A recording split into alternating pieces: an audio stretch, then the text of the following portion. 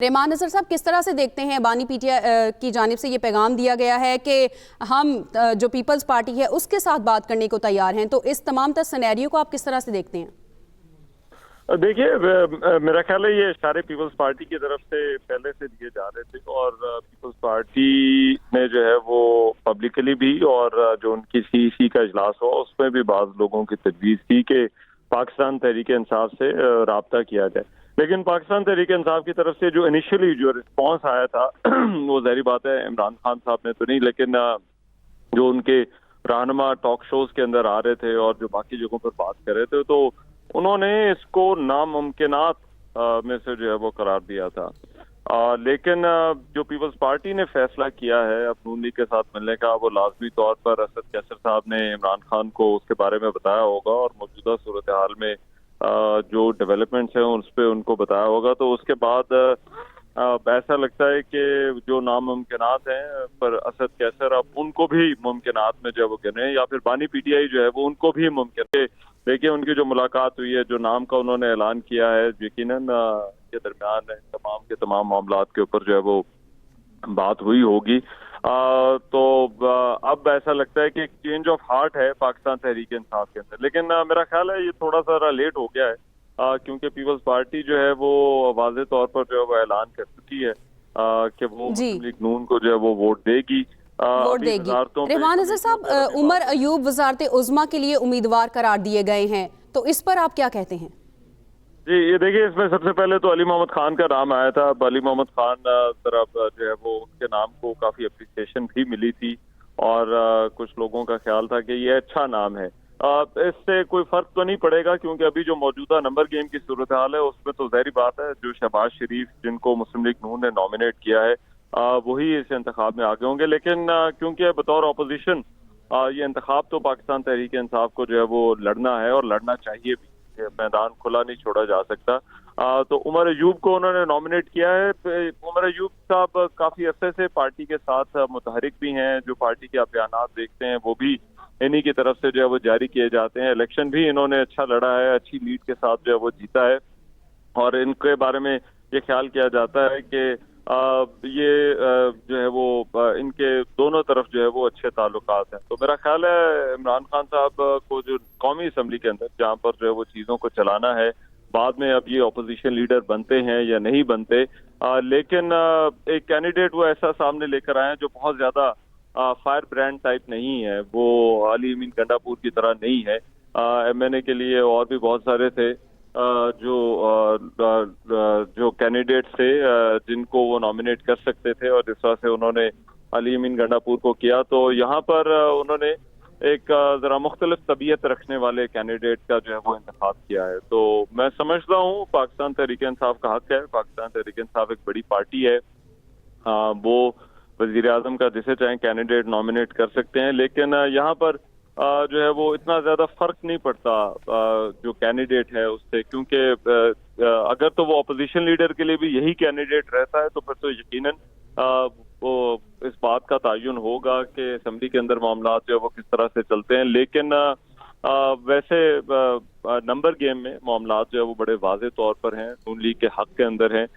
लेकिन इलेक्शन तहरीक इंसाफ को क्योंकि लड़ना है तो इसलिए नाम उनका देना जरूरी है। रहमान नज़र साहब, ये भी कहिएगा, जिस तरह से भी गुफ्तगू की जा रही थी और उन्होंने कहा कि बानी पीटीआई ने ये पैगाम दिया कि अमेरिका धांधली पर नजर रखे और आवाज उठाए, क्या आप समझते हैं ये दुरुस्त है? देखिए, तहफ़्फ़ुज़ात का कुछ इजहार तो जो है वो किया जा रहा था और यूरोपीय यूनियन की तरफ से भी, अमेरिका की तरफ से, मगरबी ममालिक की तरफ से, लेकिन बाहर तौर पर ये पाकिस्तान का अंदरूनी मामला है और इसको पाकिस्तान की तरफ से उस पर जो है वो दफ्तर खारजा की तरफ से जो बयान आया उसमें भी आपने देखा थोड़ा हैरत का इजहार किया गया था। मेरा ख्याल है कि ये थोड़ा सा ज़रा अजीब मालूम होता है कि एक तरफ जो है वो तहरीक इंसाफ और इमरान खान अभी भी ये कहते हैं कि उनकी हुकूमत जो है वो अमेरिका ने गिराई और इलेक्शन में भी उनका यही बयानिया था, उनके जो उम्मीदवार थे वो भी जो है वो यही बात कर रहे थे। लेकिन अब वो अमेरिका से ही कह रहे हैं कि वो भी इन मामलात के ऊपर जो वो नजर रखे। इससे पहले आपको याद होगा जब जो है वो ये मामलात शुरू हुए थे उसके बाद तहरीक इंसाफ ने लॉबिंग के लिए एक फर्म भी जो है वो ہائر کی تھی، اور پھر جو امریکی کانگریس مین کی طرف سے جو بیانات آئے تھے، جو وہاں پر ہماری جو ہے وہ کچھ کمیونٹی موجود ہے، ان کے بڑے اچھے تعلقات ہیں وہاں پر، اور ان میں سے کچھ جو ہے وہ پی ٹی آئی سپورٹرز ہیں، تو انہوں نے جو لابنگ کی اس پر جو ہے وہ امریکی کانگریس کی طرف سے جو ہے وہ بیانات جو آئے تھے، اس کو بھی پاکستان تحریک انصاف کی طرف سے خاصی پذیرائی ملی تھی یہاں پر سوشل میڈیا پر بھی، اور ان کے رہنماؤں نے بھی جو اس حوالے سے بات کی تھی. لیکن یہ چیز ضرور عجیب معلوم ہوتی ہے کہ ایک طرف تو جو ہے وہ آپ یہ کہتے ہیں کہ امریکہ حکومت گرانے میں جو ہے وہ پیش تھا، لیکن دوسری طرف آپ جو ہے وہ امریکہ سے ہی انٹرفیئرنس کی یا مداخلت کے لیے جو ہے وہ کہہ رہے ہیں. میرا خیال ہے یہ جو تمام تر بیانات ہیں ان سے کوئی خاص جو ہے وہ فرق نہیں پڑنے والا. تشویش ضرور ہوگی، الیکشن کا ہمارا ایک پروسیس ہے، یہاں پر جو ہے وہ معروضی حالات آپ دیکھتے ہیں اگر تو یہ اعتراضات کی حد تک تو رہیں گے، لیکن میری سمجھ میں اس سے زیادہ جو ہے وہ کچھ نہیں ہوگا، کیونکہ اس سے پہلے ہم نے کچھ اور ممالک کے انتخابات دیکھے ہیں، چاہے وہ بنگلہ دیش کے ہوں یا کچھ اور ممالک کے، جن پر جو ہے وہ یہ اعتراضات ان مغربی ممالک کی طرف سے جو ہے وہ اٹھائے جاتے ہیں، لیکن یہ تحفظات کی حد تک ہی ہوتا ہے. اس سے بڑھ کر جو ہے وہ یہ معاملات جو ہے وہ نہیں جاتے. تو میرا خیال ہے پاکستان تحریک انصاف کو بھی اب یہ تھوڑا دیکھنا چاہیے کہ امریکہ کے حوالے سے وہ کیا اپنا موقف جو ہے وہ رکھنا چاہتے ہیں. اگر جو ہے وہ کیا وہ امریکہ سے مداخلت چاہتے ہیں، اگر وہ مداخلت چاہتے ہیں تو پھر جو ہے وہ ان کا پہلے والا موقف جو تھا وہ اس کا کیا جو ہے وہ بنے گا، جب وہ کہتے تھے کہ امریکہ ہمارے اندرونی معاملات کے اندر مداخلت کر رہا ہے اور یہاں پر اس نے حکومت گرانے کی کوشش کی. جی اچھا، رحمان نذر صاحب یہ بھی کہیے گا، جس طرح سے بانی پی ٹی آئی کی جانب سے اب احتجاج کی کال کا بھی کہا جا رہا ہے، تو کیا سمجھتے ہیں آپ کہ اس وقت پہ احتجاج کرنا کتنا یہ درست فیصلہ ہے؟ دیکھیے، یہ تحریک انصاف کے لیے مشکل ضرور ہوگا، کیونکہ تحریک انصاف نے ایک احتجاج کی جو ہے وہ کال دی، لیکن اس کے بعد پھر آپ نے دیکھا وہ حماد اظہر صاحب کا بیان آ گیا، اور انہوں نے کہا کہ یہ ہمارے خلاف جو ہے وہ ہمیں پھنسانے کے لیے جو ہے وہ ایک کوشش ہو سکتی ہے، اور اس وجہ سے انہوں نے احتجاج جو ہے وہ کینسل کر دیا. کچھ جگہوں پر احتجاج ہوا، اور اس میں بھی پاکستان تحریک انصاف سے زیادہ جو دیگر جماعتیں وہ زیادہ اس وقت جو وہ نظر آ رہی. مثال کے طور پر معاف کیجیے گا، اے این پی جو ہے وہ اس وقت جو ہے وہ نظر آ رہی ہے، جو ہے وہ دیگر جماعتیں ہیں جو اس وقت بلوچستان کے اندر احتجاج کر رہی ہیں، پی کے نیپ ہے،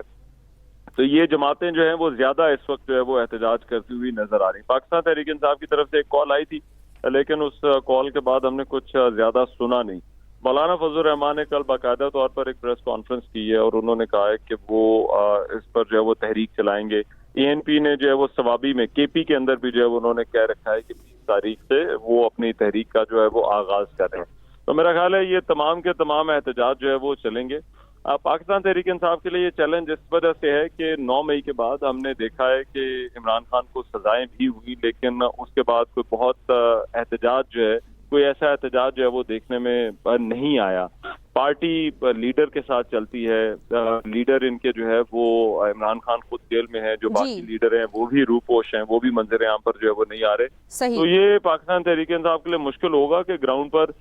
ورکر کس طرح سے اکٹھے کرنے ہیں اور کس طرح سے یہ احتجاج کو آرگنائز کرنا ہے. پاکستان تحریک انصاف کے لیے تھوڑا سا مشکل ہوگا. رحمان نذر آپ ہمارے ساتھ ہی رہیے. بیورو چیف اسلام آباد عامر الیاس رانا صاحب نے ہمیں جوائن کیا ہے. عامر صاحب، کس طرح سے دیکھتے ہیں، آپ سے کچھ دیر پہلے پی ٹی آئی رہنماؤں کی جانب سے گفتگو کی گئی اور انہوں نے کہا کہ ہم اس الیکشن کو نہیں مانتے، غلط الیکشن ہے یہ، تو تمام تر سینیریو کو آپ کس طرح سے دیکھتے ہیں؟